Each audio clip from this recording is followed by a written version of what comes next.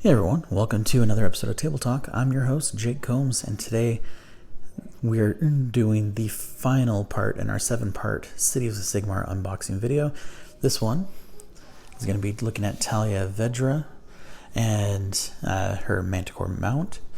And this video, as always, is sponsored by Games U, and I want to thank them for their generosity and their support of the channel, and for providing these models for us to share with you guys. And every single one of them cannot wait to get building and painting. But of course, we have a little bit of a backlog that waits ahead of them. But with how awesome Tahlia is alone, I'm thinking that they're going to be moving up that list a little bit quicker than most other new models would. So let's get started.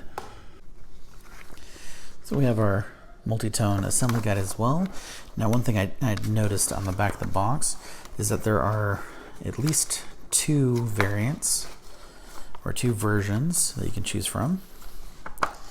And specifically, they are Tahlia's head herself.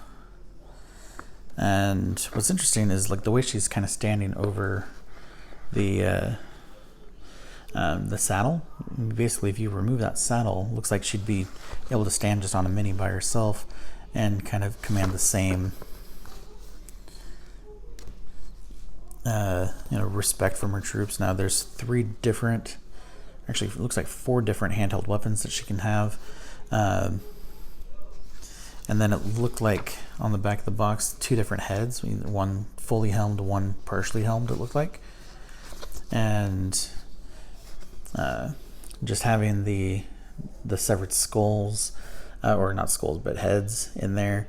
A lot of great detail, but mostly I love the Manticore.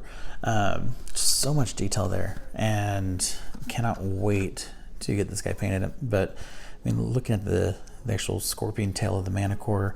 Now, what most people have been telling me lately, and this is something I was actually unaware in my 40 plus years of life, is that traditionally a Manticore actually has more of a human face, not a lion face. But the only Manticore I've ever really known has been from Warhammer, and for as long as I can remember in Warhammer, the Manticore has always had a lion face. So this is definitely the Manticore of, my dreams, essentially. Basically what I had always hoped to get out of one of the Manticores. But not a truly accurate Manticore. And actually that thing I was looking at before is not actually a scorpion tail. Looks like, okay, it's actually the back hindquarters going into the scorpion tail. And then we have the rest of the scorpion tail right here. We have our rebel base, our wings.